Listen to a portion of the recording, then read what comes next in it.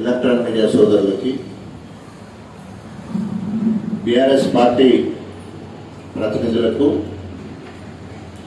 తాజా మాజీ ప్రజాప్రతినిధులకు అందరికీ నా యొక్క నమస్కారాలు తెలియజేసుకుంటూ, నిన్న మాజీ మంత్రి, ప్రస్తుత గణపురం నియోజకవర్గ ఎమ్మెల్యే కడియం శ్రీహరి మతి భ్రమించి పిచ్చి కుక్క కరిస్తే ఎట్లుంటుందో ఆ మనిషికి పిచ్చిలేసి ఎట్లా ఒర్రుతాడో ఆ రకంగా కడియం శ్రీహరి గారు నిన్న మాట్లాడిన భాష చూస్తే అట్లా అనిపిస్తా ఉన్నాడు. ఫ్రస్ట్రేషన్లో ఉన్నాడు. దొంగే దొంగ దొంగ అంటున్నాడు. ఎలక్షన్లు రావాలని అంటాడు, ఎలక్షన్లు వస్తే బీఆర్ఎస్ పార్టీకి డిపాజిట్లు దక్కదంటాడు. అసలు ఎలక్షన్ ఎట్లొస్తుంది గణపురంలో? కడియం శ్రీహరి అనైతికంగా ఇప్పుడు పదవిలో ఉన్నాడు. నైతిక విలువల గురించి మాట్లాడే కడియం శ్రీహరి నీకు సిగ్గు, శరము, లజ్జ ఇంకేమన్నా ఉంటే వెంటనే రాజీనామా చేసి ఎన్నికలకు రా. బీఆర్ఎస్ బలమేందో బలగమేందో నీకు చూపిస్తాం. 2004 నుంచి వెళ్ళి 2014 వరకు నిన్ను రాజకీయ సమాధి చేసి బీఆర్ఎస్ పార్టీ నిన్ను బొందబెట్టింది. 2004 నుండి కాళ్ళు పట్టుకొని బీఆర్ఎస్ పార్టీలో, ఆనాడు టీఆర్ఎస్ పార్టీలో జైన్ అయిన తర్వాత 10 సంవత్సరాలు తెల్లారు లేస్తే కేసీఆర్ పక్కనే ఉన్నావు. సిగ్గు శరం ఉండాలి కదా నువ్వు మాట్లాడినప్పుడు. ఈ 15 ఏళ్లలో అభివృద్ధి జరగలేదంటున్నావే, కళ్ళుండి కబోది లెక్క మాట్లాడుతున్నావు. నీ భాష చూస్తే నిజంగా అసహ్యం అనిపిస్తూ ఉంది. గణపురం నియోజకవర్గము అభివృద్ధి సంక్షేమంలో 4వ స్థానం అని చెప్పేసి ఇంగ్లీష్ పత్రికలు సైతం రాయడం జరిగింది. 98 మార్కులతోటి కేసీఆర్ గారు, అదేవిధంగా 92 మార్కులతో కేటీ రామారావు గారు, 88 మార్కులతో హరీష్ రావు గారు, 86 మార్కులతో డాక్టర్ రాజేష్ స్టేషన్ గారు. ఇది ఇంగ్లీష్ పత్రికలో రావడం జరిగింది. స్వయంగా ముఖ్యమంత్రి గారు తెలంగాణ భవన్లో అన్ని ఏ రంగంలో ఎంత అభివృద్ధి వివరంగా కూడా మాట్లాడడం జరిగింది. ఈరోజు కళ్ళకు కట్టినట్టు ఇంత గొప్పగా అభివృద్ధి కనిపిస్తూ ఉంటే 10 ఏళ్ల కింద ఎవరైనా అమెరికానో ఆస్ట్రేలియానో పోయి ఇప్పుడు వస్తే గణపురాన్ని గుర్తుపట్టలేని పరిస్థితి. వ్యవసాయ రంగంలో 7 రిజర్వాయర్లు, ఏ నియోజకవర్గం చూడండి 7 రిజర్వాయర్లతో తులతూగుతున్న నియోజకవర్గం లేదు. ప్రతి గ్రామానికి తప్పకుండా సాగునీరు అందించాలని అదనంగా 134 కోట్ల రూపాయలు నిధులను మంజూరు చేసి కేటీ రామారావు గారి చేత శంకుస్థాపన చేసి పనులు జరుగుతూ ఉంటే, నువ్వు ఎమ్మెల్యే అయిన తర్వాత దాని మీద రివ్యూ లేకపోవడం వల్ల ఆ పనులు నత్తనట్టుగా నడుస్తూ ఉన్నాయి. ఎక్కడైతే ఎత్తు ప్రాంతాలైన శ్రీపతిపల్లి కానీ, కొండాపూర్ కానీ, లింగంపల్లి కానీ, మద్దెలగూడెం కానీ, పీసర కానీ, వేలేరు కానీ, పక్కనున్న కమ్మరిపేట కానీ, కిందికి వస్తే నారాయణగిరి ముప్పాల వరకు, అదేవిధంగా కింద చూసుకుంటే వంగాలపల్లి, తర్వాత మల్లకపల్లి, తర్వాత ధర్మాపురం, కింద వెంకటాపూర్, ఇవన్నిటికీ నీళ్ళిచ్చే ప్రణాళిక. అదేవిధంగా కుర్చపల్లి, గోమల్ల, గోవర్ధనగిరి, ఆ 3 గ్రామాలకు అటుమొక్క. అంటే ఇన్ని రకాలుగా వేరే ఒక్కొక్క నియోజకవర్గానికి 1,00,000 ఎకరాల మాగాని అంటే గణపురానికి 1,40,000 ఎకరాలకు స్థిరీకరించుకున్నాం. 2 పంటలు కాదు, ఓపుకుంటే 3 పంటలు పండే విధంగా కార్యాచరణ చేసుకున్నాం. గణపురంలో ఉన్న చెరువులన్నింటినీ కూడా మరమ్మతులు చేసుకున్నాం, తూములన్నీ మరమ్మతులు చేసుకున్నాం, మత్తళ్ళు మరమ్మతులు చేసుకున్నాం. వేరేసి గణపురంలో డబుల్ మత్తడి పడ్డా కూడా ఎక్కడ చెరువులు కట్టలు తెగిపోయిన పరిస్థితి. మిషన్ కాకతీయ ద్వారా అంత గొప్పగా చెరువులు అభివృద్ధి చేసుకున్నాం. ఎక్కడ లేని చెక్ డ్యాంలు నిర్మించుకోగలిగినాం. ఆకేరు వాగు మీద చెక్ డ్యాంలు, వసంతపురము వాగు మీద చెక్ డ్యాంలు, చిలుకూరు దగ్గర వాగుల మీద చెక్ డ్యాం కట్టుకున్నాం. ఎక్కడ వీలైతే అక్కడ నీటిని నిల్వ చేసి భూగర్భ జలాలు పెంచుకొని ఆ రకంగా నీళ్లు, రిజర్వాయర్లు ఎత్తుకోసుకుంటూ వచ్చి ఆ రకంగా నీళ్లు, వర్షాల వల్ల నీళ్లు, 3 రకాలుగా గణపురము నెంబర్ 1 వరంగల్ జిల్లాలోనే నెంబర్ 1 నియోజకవర్గంగా ఉండడానికి కారణం ఏంటంటే దేవాలయ నీళ్లు మొత్తం కూడా ఒక స్టేషన్ గణపురం. అంతే. కడియం శ్రీహరి అనే ద్రోహి ఈ మాట ఎందుకంటున్నంటే దేవాదులకు ద్రోహం చేసిన కడియం శ్రీహరి సోనియా గాంధీ ద్వారా వైఎస్ రాజశేఖర రెడ్డి దేవాదుల రిమోట్ ద్వారా నీళ్లు రిలీజ్ చేస్తే వైఎస్ రాజశేఖర రెడ్డి గారికి సోనియా గాంధీకి వ్యతిరేకంగా ధర్మసాగర్ రిజర్వాయర్ సౌత్ కెనాల్ సంబంధించిన నీటిని విడుదల చేసే ప్రోటోకాల్ కార్యక్రమం జరుగుతూ ఉంటే నీళ్లు విడుదల చేయొద్దని చెప్పేసి ఆ కీ ఏదైతే తిప్పేది కీ ఉంటుందో దాన్ని తీసి రిజర్వాయర్ వేసిన గనుడు. ఇది అభివృద్ధి నిరోధకానికి పరాకాష్ట. ఒకవేళ నిజంగానే నీ రైతులు బాగుపడాలి లేదా ప్రతి చెరువు నిండాలని నీకు ఆలోచన ఉండేది ఉంటే రాజకీయాలకు అతీతంగా నీవు దానికి సహకరించి నీళ్లు విడుదల చేసడానికి బాధ్యత తీసుకోవాలి. నువ్వు బాధ్యత తీసుకోకపోవడం ఉన్నా మరి నీళ్లు విడుదల కాకుండా అడ్డుకున్న ద్రోహి ఎవరంటే కడియం శ్రీహరి. అలాంటి వాడు అభివృద్ధి గురించి మాట్లాడతాడు. ఇక్కడ ఇంత గొప్పగా గణపురం కనిపిస్తూ ఉంటే అభివృద్ధి విషయానికి వస్తే అన్ని అడ్డంకులే. ఇది ఆగస్టు 3వ తారీఖు 100 మంచాల ఆసుపత్రి మంజూరైంది గన్పూర్కి. 100 హాస్పిటల్ దానికి 37.5 కోట్ల రూపాయలు ఆగస్టులో ఆర్డర్. ఇది ఆగస్టు, సెప్టెంబర్, అక్టోబర్, నవంబర్, మళ్ళీ ఇవన్నీ ఇప్పుడు మళ్ళా సెప్టెంబర్ వచ్చింది. ఇయర్ 2023లో వచ్చింది.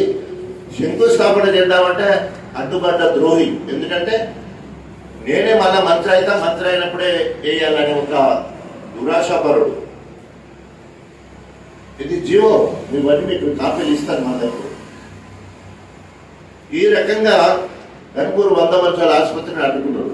అదేవిధంగా మున్సిపాలిటీకి సంబంధించిన అంతా అయిపోయి జీవో వచ్చే క్రమంలో 25,000 మంది జనాభాతోటి శివునిపల్లి, గణపురం చాగల్ 3 కలిపి మొత్తం ఆర్డర్ అయ్యేదాకా అయిపోయిన తర్వాత దాన్ని కూడా 2 సార్లు ఆయన మంత్రిగా ఉన్నప్పుడు ఆఫ్ చేసిండు, ఉప ముఖ్యమంత్రిగా ఉన్నప్పుడు. పక్కన వర్ధనపేట జస్ట్ 9,000 జనాభా. ఇవాళ గణపురం మొత్తం కూడా మొత్తము తెలంగాణ మొత్తంలో పెద్ద గ్రామ పంచాయతీ ఏదంటే స్టేషన్ గంటలు. ఎందుకున్నదంటే మున్సిపాలిటీ 10 ఏళ్ల కింద కావాల్సిన ముచ్చట, 7-8 సంవత్సరాల కింద ఎప్పుడైతే ఆ జీవో వచ్చిందో అప్పుడు కావాల్సిన పరిస్థితి. దీనికి అడ్డుపడ్డది ఎవరంటే ఓన్లీ కడియం శ్రీహరి. ఈ రకంగా అభివృద్ధి నిరోధి.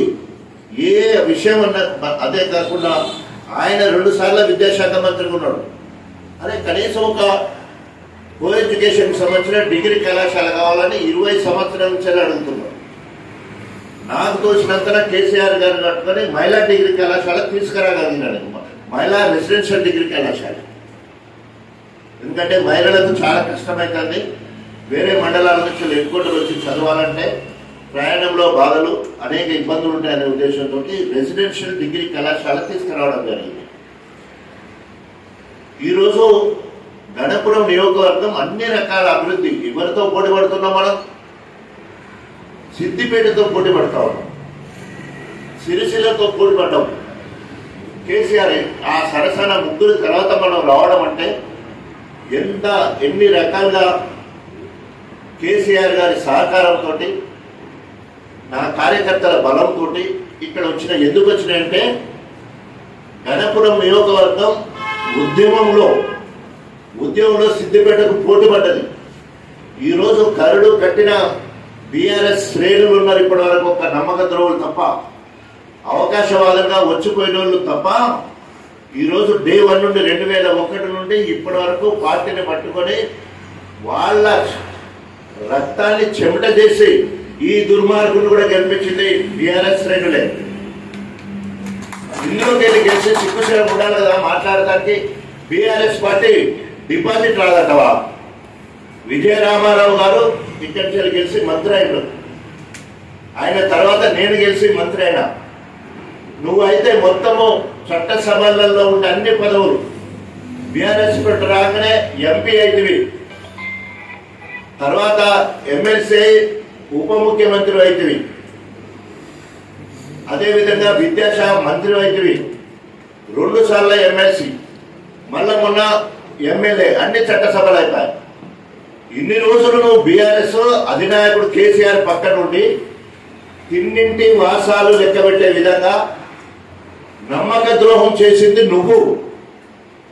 నీ బిడ్డను ఎంపీ చేయాలని ఒక దళితుడని చెప్పుకునే నీవు, అవిభక్త వరంగల్ జిల్లాలో సీనియర్ నాయకుడు అనే నువ్వు, ఒక్క దళితుడు దొరకలేదా మొత్తం వరంగల్ జిల్లా మొత్తంలో?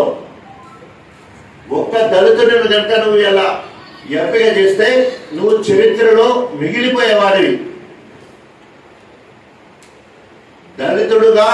దళితుడును సహకరిస్తున్నాడు.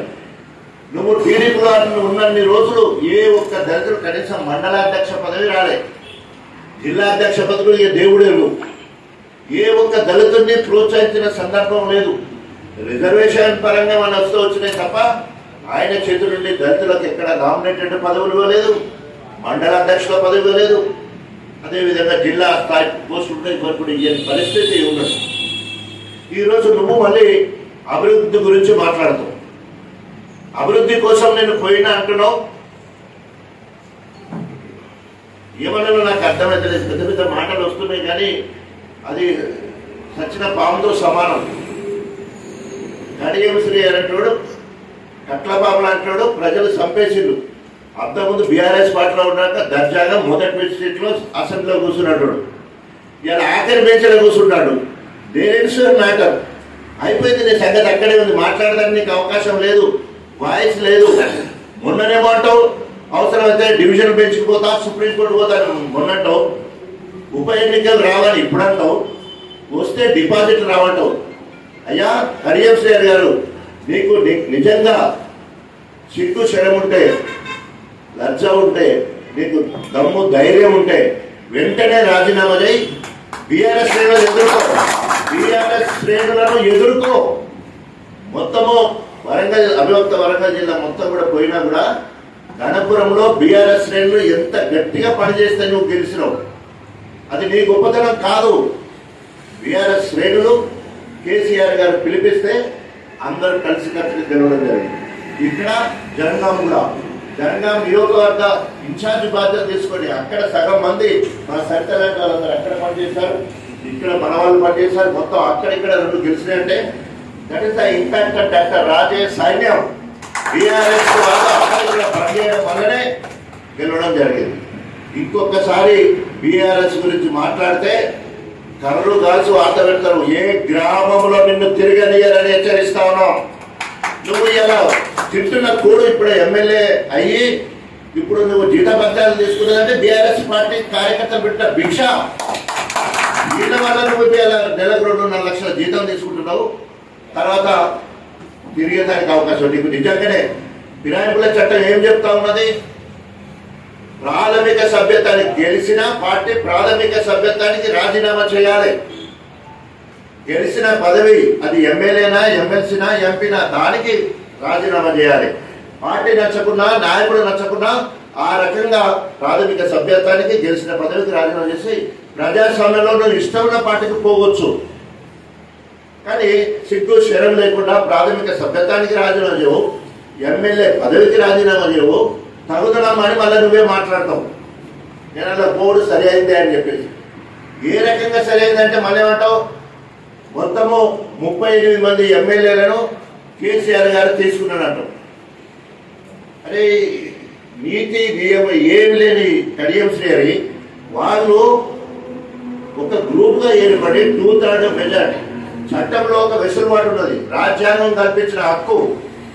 ఏ రాజకీయ పార్టీలో 2/3 మెంబర్లు అందరూ ఒకటయ్యి అధికార పార్టీలో కలిసి సంకీర్ణంగా ఏర్పడి ఆ ప్రభుత్వం ద్వారా అభివృద్ధి చేసుకున్నామని పోతాం. కేసీఆర్ ఎవరి ఇంటికి పోయి కండువ కప్పలే. నీ ఇంటికి వచ్చి రేవంత్ రెడ్డి వాళ్ళందరూ వచ్చి మున్షి వచ్చింది దగ్గర ఇంటికి వచ్చి కండువ కప్పిండు. పోచారం శ్రీనివాసరెడ్డి ఇంటికి పోయి కండువ కప్పిండు. గాంధీ దగ్గరికి పోయి కండువ కప్పినావు నువ్వు. మీ రేవంత్ రెడ్డి ఇంటింటి తిరుగుకుంటా మొత్తము ఎమ్మెల్యేలే కూర్చోబడుకున్నాడు.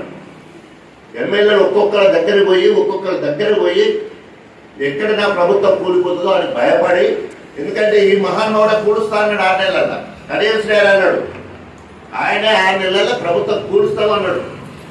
అవన్నీ మర్చిపోయి దొంగ అన్నట్టు ఈరోజు మళ్ళీ ఫిరాయింపుల చట్టం గురించి మాట్లాడుతుంటే అన్ని తెలిసి కూడా ఇప్పటికే 4 రాష్ట్రాలలో బహిష్కరణ అంటే డిస్క్వాలిఫై చేసేశారు. హిమాచల్ ప్రదేశ్ అనే రాష్ట్రంలో అయితే అసెంబ్లీ తీర్మానం చేసింది, ఎవరైతే పార్టీ ఫిరాయిస్తే వాళ్ళకి పెన్షన్ కూడా ఇవ్వద్దు, ఎమ్మెల్యే పదవికి పెన్షన్ కూడా ఇవ్వద్దు అని చెప్పడం జరిగింది. ఇవన్నీ మరి చదువుకున్నాడైనా ఇవన్నీ చూస్తున్నాడా? సుప్రీంకోర్టు గైడ్ లైన్స్ ప్రకారమే హైకోర్టు ప్రొసీడింగ్స్ ఇస్తుంది. అందుకని ఎప్పుడు రియాక్ట్ కానీ హైకోర్టు కూడా అంత గొప్పగా రియాక్ట్ అయింది. ఇక తినబోతు చూసేందుకు ఇంకో 10-12 రోజులు అయితే స్పీకర్ ఏదో నిర్ణయం తీసుకుంటాడు. స్పీకర్ ఒకవేళ కనుక మరి రేవంత్ రెడ్డి గారి మాటలకు కట్టుబడి ఉంటాడా, లేదా రాజ్యాంగాన్ని గౌరవిస్తా, మౌలిక విలువలను గౌరవిస్తా అని మరి మాట్లాడిన ప్రసాద్ కుమార్ గారు సుప్రీంకోర్టు గైడ్ లైన్స్ ప్రకారం బహిష్కరిస్తారా, డిస్క్వాలిఫై చేయాలా? డిస్క్వాలిఫై చేయడు కాబట్టి అది డిస్క్వాలిఫై అయితే నేను తెలియగానే దొంగసాటుగా పోయి వీళ్ళు రాజీనామా చేస్తారు. ఆయన ఎన్నికలకు రావాలన్నప్పుడు మళ్ళీ రాజీనామా చేసి వచ్చేదానికి అవకాశం ఉంటుంది. ఇదంతా కళ్ళు మూసుకొని ఏదో పెళ్లి పాల్గొంటే ఎవరికి ఏం తెలియదు, నేను ఏది మాట్లాడుతుంది గణపురములు నమ్మేస్తారని. ఎందుకంటే ఇన్ని రోజులు అట్లే. ఎందుకోసం అంటే ఇప్పటి వరకు 2004 నుండి ఇప్పటి వరకు గణపూర్లో ఎగిరిన జెండా బీఆర్ఎస్ జెండా, గులాబీ జెండా మాత్రమే. ఆనాడు విజయరామారావు కావచ్చు, నేను కావచ్చు, నువ్వు కావచ్చు, మొన్న ఆఖరి ఎమ్మెల్యే అయింది కూడా ఇక్కడ బీఆర్ఎస్ పార్టీని. బీఆర్ఎస్ ఓట్లు ఇక్కడ ఎక్కువ ఉన్నాయి, గెలుచడం కూడా జరిగింది. ఎమ్మెల్యే వరకు మనం చూసుకోవాలి. ఇంత గొప్పగా చరిత్ర ఉంటే డిపాజిట్ వాళ్ళని మాట్లాడుతూ ఎక్కడ న్యాయం? కాబట్టి ఒళ్ళు దగ్గర పెట్టుకొని మాట్లాడాలి. తర్వాత అసలు ఎంత అన్యాయంగా మాట్లాడుతున్నాడంటే, డాక్టర్ భీమరావు అంబేద్కర్ గారి ఆలోచన ఏంది? చిన్న రాష్ట్రాలు, చిన్న జిల్లాలు, చిన్న మండలాలు, చిన్న గ్రామాలు అభివృద్ధికి సోపానాలు. ఇది అంబేద్కర్ గారి సిద్ధాంతం. ప్రజలకు ప్రభువులు అందుబాటులో ఉంటారు, ప్రజాప్రతినిధులు అందుబాటులో ఉంటారు, ప్రభుత్వ అధికారులు అందుబాటులో ఉంటారు. అభివృద్ధి జరగడానికి అనేక ఇవాళ 33 జిల్లాలు అవడం వల్ల ఇవాళ ప్రతి జిల్లాకు ఒక మెడికల్ కళాశాల వచ్చింది. జిల్లా ఉంటే నేను వద్దు అంటే వరంగల్ జిల్లాలో 6 బుక్కలను చేసిండు. అందుకనే నా మాట లేదు, నేను వద్దన్నాను కాబట్టి నాకు 2వ మంత్రి పదవి అంటారు. నీకు నిజంగానే నువ్వు అంత సిద్ధశుద్ధితో ఉంటే నువ్వు అప్పుడే రాజీనామా చేసి బయటికి రావాలా. నీ నిర్ణయం కనుక ఒక మంచి ప్రజా నిర్ణయం అయ్యేది ఉంటే ప్రజల కోసం రాజీనామా చేసి రావాలి. మొత్తం అవకాశవాద రాజకీయాలు వస్తే ఎన్టీ రామారావుకి ఎన్నుపోటు కొట్టి పిలిచి చదువుకున్నాడు కదా అని ఆయనకు మార్కెట్ శాఖ మంత్రి పదవి ఇస్తే ఎన్నుపోటు కొడిచాడు. చంద్రబాబు సకల జోరే. చంద్రబాబు పాపము ఎడ్యుకేషన్ ఇచ్చిండు, సోషల్ వెల్ఫేర్ ఇచ్చిండు, ఇరిగేషన్ ఇచ్చిండు. ఉండాలి అన్ని పదవులు వచ్చినప్పుడు. ఆయనకి ఎన్నుపోటు కొట్టి కేసీఆర్ దగ్గరికి వచ్చాడు. కేసీఆర్ దగ్గర పొందిన పదవులు ఇక లేని అనేటే లేవు. అన్ని ఉప ముఖ్యమంత్రి మొదలు పెడితే ఎంపీ, ఎమ్మెల్సీ, ఎమ్మెల్యే అన్నీ అవుతాయి. అన్ని ఓడు బిడ్డకు ఎంపీ టికెట్, చేతి నిండా పైసలు, కడుపు నిండా బువ్వ. ఏం తక్కువ చేసిండు కేసీఆర్ నీకు? ఏం తక్కువ చేసిండు నీకు? అన్ని చేస్తే ఎంతో ఒబీడియంట్ ఉండవలసింది పోయి మొత్తము ఊటములో చదువుకొని పోయి 24 గంటలు దాటకముందే 100 కోట్లకు అమ్ముడుపోయి. ఎందుకంటే ఇది అన్ని మీడియాలో వచ్చింది. కేశవరావు గారు బిడ్డను తీసుకొని, అదేవిధంగా కడియం శ్రీ బిడ్డను తీసుకొని వీళ్ళు పోతే మొత్తం బీఆర్ఎస్ పార్టీ కుప్పకూలిపోతుందని ఒక స్కెచ్ వేసుకొని 100 కోట్ల రూపాయలు తీసుకొని పార్టీకి అమ్ముడు పోయినట్టు పేపర్లో చూసినాం. వాట్సాప్లలో, యూట్యూబ్లలో బాగా చక్కర్లు కొట్టిన మాట. అంటే ఇంత ద్రోహం చేసి నువ్వే పోయి మళ్ళీ ఈరోజు తగుదనమ్మా అని చెప్పేసి మరి 6 ఇప్పటికి రాదు. ఒకవేళ కనుక రేపు అంటున్నావు కదా, ఎమ్మెల్యే నిలబడ్డప్పుడు నువ్వు మాట్లాడు. జనగాం జిల్లాకు నేను వ్యతిరేకం, హన్మకొండ జిల్లాకు నేను వ్యతిరేకం, మహబూబాబాద్ జిల్లాకు నేను వ్యతిరేకం, ములుగు జిల్లాకు నేను వ్యతిరేకం, భూపాలపల్లికి నేను వ్యతిరేకం అని మాట్లాడే ఎలక్షన్లకు రాదు. ఏ జెండా పెట్టుకొని రాసుకుందాం. నువ్వు ప్రజాపక్షాలు ఉన్నట్టు, నువ్వు వద్దన్నట్టు, నీ చట్టం నువ్వు ఇది గొప్ప మేధావి అంత గొప్పగా మాట్లాడిననుకుంటే 6 ముక్కలు చేసిందని చెప్పేసి ఇవాళ మాట్లాడుతున్నా. అప్పుడేమో క్యాబినెట్ లో పక్కనే ఉన్నాయి ఇవన్నీ జరుగుతున్నాం. ఉప ముఖ్యమంత్రి స్థానంలో ఉంటాం. అప్పుడు గుర్తు రాలేదు, దానికి ఇప్పుడు గుర్తొచ్చినాయా 6 జిల్లాలో ముఖ్యంగా. తర్వాత ఇవాళ ఇంకో మాట్లాడాడు కదా, మొత్తం కేసీఆర్ కుటుంబమే అవినీతి కుటుంబం అంటున్నాడు. గద్దమ్మ నువ్వు 10 ఏళ్ళు పక్కనే ఉన్నావు కదా, నీ వాట ఎంతలా? నీ వాటా ఎంత? ఆ ప్రభుత్వంలో ముఖ్య భూమిక పోషించినావు, ఎంపీగా ఉన్నావు, ఎమ్మెల్సీలు 2 సార్లు ఉన్నావు, చట్టసభలో ఉన్నావు, ఉప ముఖ్యమంత్రిగా కేసీఆర్ పక్కన కూర్చున్నావు. నీ వాటా ఎంత అవినీతిలో? ఎక్కడెక్కడ నీ ఆస్తులు ఎన్నుదో? నువ్వు ఎమ్మెల్యే కాకముందు నీ ఆస్తి ఎంత? 94కు ముందు నీ ఆస్తి ఎంత? ఈ రోజు నీ ఆస్తి ఎంత చెప్పు. 94 కంటే నీ ముందు నీ ఆస్తి ఎంత? వివరాలు ఇవాళ 2024లో నీ ఆస్తి ఎంత? నీకు నిజంగానే చిత్తశుద్ధి ఉండేది ఉంటాయి, నువ్వు నీతి పరుడ అయి ఉండేది ఉంటాయి. నీ నీతిని మొత్తం కూడా మరి ఒక్కసారి బయటపెట్టి, నీ ఆస్తులని బయటపెట్టు. ఆయన బిల్డింగ్ల గురించి, ఆయన భూముల గురించి మాట్లాడుతూ, నీ బిల్డింగ్ల గురించి, నీ భూముల గురించి, నీ విదేశీ సంపదల గురించి, నీ విదేశీ ఆస్తుల గురించి నువ్వు వెల్లడించు. ఉట్టినే మాట్లాడితే అయిపోతుందంటే సరిపోదు కదా, మళ్ళీ మాట్లాడే వాళ్ళు ఉంటారు అనేది కూడా ఉన్నవారికి దాన్ని తెలుసుకొని మాట్లాడాలి. కడియం శ్రీ గారికి ఒకటే సవాల్ విసురుతాడు. ఎమ్మెల్యే ఇప్పుడు 9 నెలలు అయిపోయింది, అభివృద్ధిని చూసిపోయినాడు.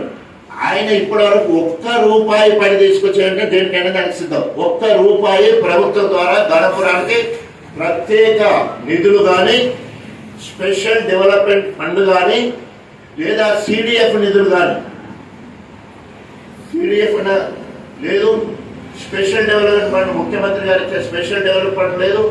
కనుక ప్యాకేజ్ లైఫ్ నేను ₹134 కోట్ల పల్ల రాజశేఖర రెడ్డి నేర్పోయి మాకు అదనంగా నీటి వనరులు కావాలని చెప్పేసి మేము తీసుకొచ్చినాం.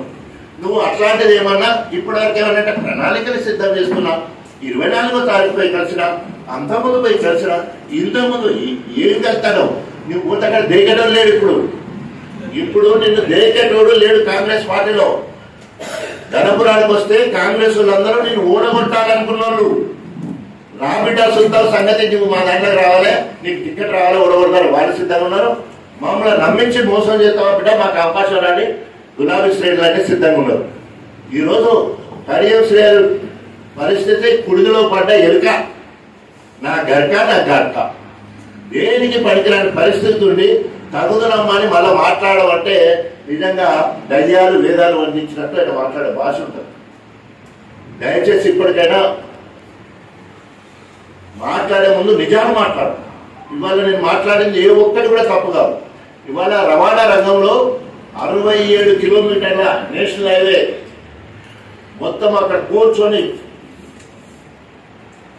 హైవే అథారిటీ దగ్గర కూర్చొని 1860 కోట్లు మంజూరు చేసి ఎక్కడెక్కడ రోడ్లు ఎట్లుండాలి, బయటికి వెళ్ళి ఎక్కడికి వెళ్ళి అవుటర్ రోడ్ ఎక్కడికి వెళ్ళాలి అనేక రకాలు చేయడం వల్ల 10 లక్షల 20 లక్షల ధరలున్న భూములు ఇవాళ 3 కోట్ల నుండి 5 కోట్లు రోడ్ ఫేసింగ్ భూములకు. ఇండస్ట్రియల్ కారిడార్ ఏర్పాటు చేయడానికి 3 అవసరాలు: సరిపోయే విద్యుత్తు, నీరు, అదేవిధంగా తర్వాత రోడ్లు రవాణా. ఈ 3 గణపురకు అనుకూలంగా ఉన్నాయి. గణపురం రిజర్వాయర్ రోడ్డు పక్కనే ఉంటుంది, ధర్మసారు రోడ్డు పక్కనే ఉంటుంది, అక్షర అంటే అన్ని కూడా నవపేట రోడ్డు పక్కనే ఉంటుంది. ఈ రిజర్వాయర్లతో నీరు, విద్యుత్ కావాల్సినది, సబ్స్టేషన్ ఉన్నాయి. ఈ రకంగా ఇండస్ట్రియల్ కారిడార్ అభివృద్ధి అవడానికి గొప్పగా అవకాశం కల్పించింది. అందులో కనిపించలేదా? ఆయన ఉన్నప్పుడు ఉన్నాయా ఎక్కడైనా రోడ్లు? ఇవాళ మండల కేంద్రాలకు అన్నిటి కూడా 6 లేన్స్ 4 లేన్స్ ఉన్నాయి, 6 లేన్స్ అయినాయి. గణపురంలో నేను చాలా ఈ మధ్య కాలంలో ఎంపీ ఎన్నికలప్పుడు వేరే వేరే నియోజకవర్గాలు తిరిగినప్పుడు రోడ్లు చూస్తే గుంతలు బొందలు. ఈ రోజు వరకు గణపురం నియోజకవర్గంలో చెక్కులు చెదరకుండా రోడ్లు ఉన్నాయంటే మనం అంత పర్యవేక్షించి గొప్పగా పనులు చేయడం జరిగింది.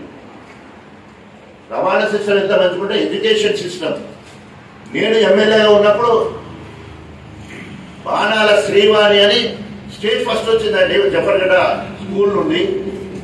ఒక మహిళ వేలేరు నుంచి వెళ్ళి మహిళా సంఘాల నుంచి వెళ్ళి మోడీతో ముఖాముఖి మాట్లాడడం జరిగింది. మా సర్పంచ్ శ్రీపతిపల్లి ప్రత్యుషారెడ్డి 2 సార్లు జాతీయ స్థాయిలో ఒక సర్పంచ్ హోదాలో 2 సార్లు పోయింది నా పీరియడ్లో. ఉత్తమ జెడ్పీటీసీగా ధర్మసాగర్ నుంచి వెళ్ళి మోడీ చేత ప్రైజ్ తీసుకున్నాం. ఉత్తమ సర్పంచ్ గా ధర్మసాగర్ కోట నుంచి వెళ్ళి బెస్ట్ సర్పంచ్ గా తీసుకుంటుంది. అంటే తర్వాత మొన్న 10 దశాబ్దోత్సవాలలో చూస్తే జనగాం జిల్లాలో బెస్ట్ గ్రామ పంచాయతీలు 38 తీసుకుంటే దాంట్లో 19 గణపురమే. ఎంత గొప్పగా అభివృద్ధి చేసుకున్నాం. ఇవి నాకేం కనపడవు. ఆయన లేకపోతే ఏం లేనట్టు, ఆయన లేకపోతే ఇది రావద్దు. ఉత్తమ మార్కెట్ అంటే ఇన్ని రకాలుగా గణపురం అభివృద్ధి అయితే ఈ అభివృద్ధి అయినప్పుడు దాన్ని ఒప్పుకోవాలి. అదే ఆయన నేచర్ ఎటువంటి పాము కదా తన పిల్లలు తిన్నట్టు ఆయన కథ మొత్తం కూడా. ఇక్కడికి దాన్ని వద్దా ఆయన కావాలంటే రావాలి. లేకపోతే గుడికి నిధులు కావాలన్నా మొత్తం గుడికి 10 కోట్ల నిధులు చీపురు గుట్టలు తీసుకొచ్చాం. 10 కోట్ల జియో వచ్చింది. దీంతో పాటు అది ఆ జియో పాపం ప్రభుత్వుడు శ్రీధరరావు దగ్గర ఉన్న జియో. ఎందుకు చెప్తున్నానంటే విషయం ఏంటంటే అభివృద్ధి గింత గొప్ప జరుగుతూ ఉంటాయి.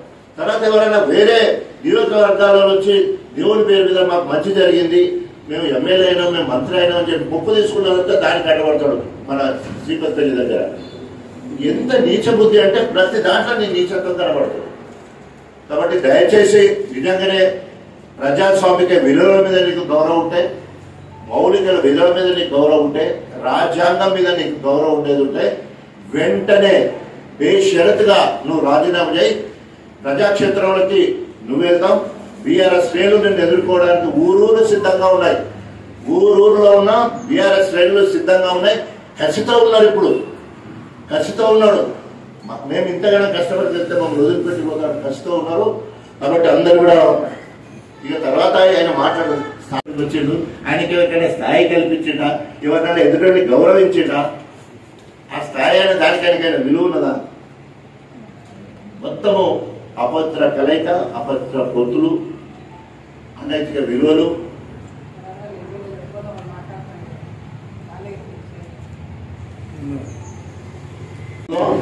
హరివంశ్ గారికి సవాల్ విసురుతున్నాం. ఎప్పుడు ఇక్కడ ఉప ఎన్నిక రావాలి అని నువ్వు కోరుకుంటే వెంటనే రాజీనామా ఎదుర్కోవడానికి ఇక్కడ 10 ఏళ్ళు అభివృద్ధి చేసిన వాళ్ళైనా మేము వస్తాం. గణపురంలో ఊరికి ఏమి అభివృద్ధి చేసినా మేము వస్తాం. నువ్వు టీడీపీలో ఉన్నప్పుడు చేసిన అభివృద్ధి చూస్తావా, లేదా ప్రత్యేకంగా బీఆర్ఎస్ పార్టీలో ఉన్నప్పుడు నీ ద్వారా వచ్చిన చూస్తావా? చూపించు. మనం ఎక్కడంటే అక్కడ మనం ఒక బహిరంగ వేదిక పెట్టుకొని చర్చకు సిద్ధమని చెప్పేసి సవాలు విసురుతున్నాం. అభివృద్ధి బీఆర్ఎస్ ప్రభుత్వం 10 ఏళ్ళ జరిగింది తప్ప నీ వల్ల జరిగింది గుండుస్తున్నాం. జై తెలంగాణ. ఇది వసూళ్ళకే పరిమితమైనరు, అంటే కాంట్రాక్టులు కానీ అన్నింటిలో వసూళ్ళకే పరిమితమైనరు. రాజకీయం అంటే అది ఒకవేళ కనుక నా గురించి మాట్లాడుంటే 2009లో నవపేటలో మామిడి తోటలు అమ్ముకున్నాం. తర్వాత 12,000 గజాలు ఏది ఏం కాలనీ డిస్ట్రిబ్యూట్ వికాస్ నగర్ కాలనీలో అమ్ముకోవడం జరిగింది. తర్వాత గన్పూర్ హాస్పిటల్ అమ్ముకోవడం జరిగింది. రైల్వే ట్రాక్ పక్కన ల్యాండ్ అమ్ముకోవడం జరిగింది. తర్వాత హైదరాబాద్లో పెంట్ హౌస్ అమ్ముకోవడం, అంటే 4 లక్షలు కూడా పెడితే 4 ఆస్తులు అమ్ముకోవడానికి లక్షలకు పోవడం జరిగింది. తర్వాత కొన్నేయమనంటే చూపించమను అంటే ఆయన భాష చెప్తున్నారు రాజిస్తా అంటాడు కదా, రాయిస్తా అంటే నేను ప్రజాజీతులు ప్రజానాయకుడిగా ముందు పోయిన ఆయన లెక్క కాంట్రాక్టర్లు అన్ని కాకముందే సంపాదించుకున్న చరిత్ర కడియం శ్రేయాలి. లింగంపల్లి రిజర్వాయర్ మంజూరైతే జీవో చూపించిండు. మన గన్నపల్లి వెంకటేశ్వర రెడ్డి దగ్గర నుంచి వెళ్ళి 6 కోట్లు తీసుకున్నాడు. స్వయంగా ఆయనే నా దగ్గరకు వచ్చి ఇంకో కడియం శ్రేయానికి 6 కోట్లు ఇచ్చిన. నువ్వు కూడా కేసీఆర్ దగ్గర పోయి ఒక ప్యాకేజ్ తెచ్చుకొని నాకు అడ్డు ఇచ్చాడు. నేను పోలే తీసుకురాలి, నాకు ప్యాకేజ్ లేదు, మొత్తం మీద ప్రాజెక్ట్ ఆగిపోయింది. అంటే ఆ పైసలు తర్వాత మళ్ళా ఇప్పుడు 134 కోట్లలో ఆ పైసలు చూసుకున్నారు. ఇక ఆయన గురించి చెప్పేది మొత్తము తిమింగలం అవినీతి తిమింగలం కడేసి ఆయన అభివృద్ధి గణపురం ముందే చెప్పిన 94 ముందు ఆయన ఆస్తులు ఎంత చెప్పాలి. ఇక ఏ ఒక్క పైస మీద సంపాదించుకున్నా గణపురం వల్ల కష్ట సుఖాలను రక్తాన్ని చెమట చేసి వీళ్ళ కుదరబెట్టి సంపాదించుకున్నట్టే గణపురం. సో కాబట్టి ఆయన ఆస్తులు ఎంత ఎక్కువ ఉన్నాయి.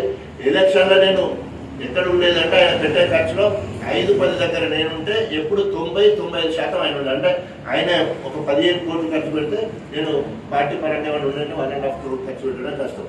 ఆయన అవినీతి గురించి మాట్లాడడం అంటే దయ్యాలు వేదాలు వాళ్ళు చెప్తున్నారు.